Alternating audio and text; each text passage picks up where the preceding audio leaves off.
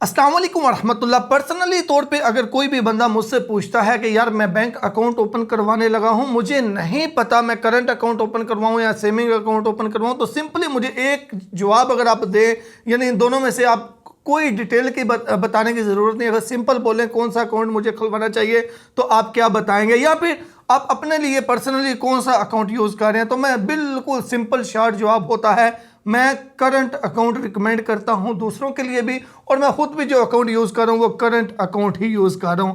और मैं इसके ऊपर बड़ी स्पेसिफिक डिटेल्स के ऊपर भी वीडियो बना चुका हूं। तो मैं रोशन डिजिटल का अकाउंट का जो नई सीरीज़ शुरू कर रहा हूं, उसमें जो वीडियो थी उसमें मुझे जो मैसेज आए उसमें यही था कि हम करंट अकाउंट ओपन करें या सेविंग अकाउंट ओपन करें। तो मेरी रिकमेंडेशन हमेशा से करंट अकाउंट की ही रहेगी।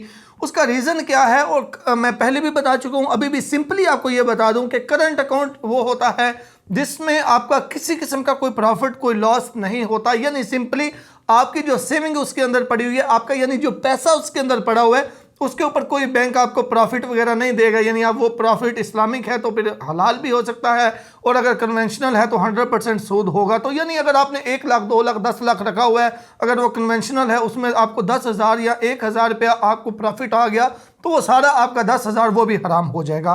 तो इसलिए इस चीज़ से छुटकारे के लिए सिंपली मैं करंट अकाउंट ही रिकमेंड करता हूँ। उसके बाद अगर आपका सेविंग अकाउंट है तो सेविंग अकाउंट में अंदर जाहिर सी बात है फिर उसमें अगर आपका बैलेंस है तो प्रॉफिट भी आएगा।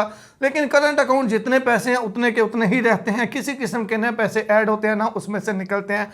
उसके अलावा अगर आपका सेविंग अकाउंट हो तो सेविंग अकाउंट के ऊपर जो आपको प्रॉफिट मिल रहा होता है, अगर यानी सेविंग अकाउंट आपका है उसमें पैसे पड़े हुए आपको प्रॉफिट मिल रहा है, तो फिर बैंक ऑटोमेटिकली आपका डाटा भी एफपीआर के साथ शेयर करता है। यानी कि जो सेविंग अकाउंट होता है उसके ऊपर ये भी चीज़ होती है, जब आपको प्रॉफिट आ रहा होता है तो वो डाटा ऑटोमेटिकली एफपीआर जो है उसके साथ भी शेयर हो रहा होता है। जबकि करंट अकाउंट जाहिर सी बात है उसमें ना किसी किस्म का आपको प्रॉफिट आना है ना किसी किस्म का लॉस होना है। उसमें तो वही है जो आपका बैलेंस है, 10,000 है तो वो 10,000 ही रहेगा, 20,000 है तो वो 20,000 ही रहेगा, ना उस पर कोई प्रॉफिट है ना उस पर कोई लॉस है।